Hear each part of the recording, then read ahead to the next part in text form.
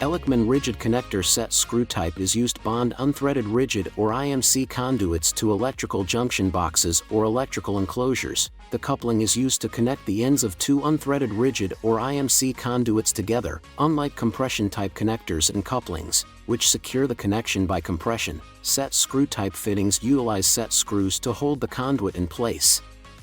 These set screws are tightened against the conduit, creating a secure connection.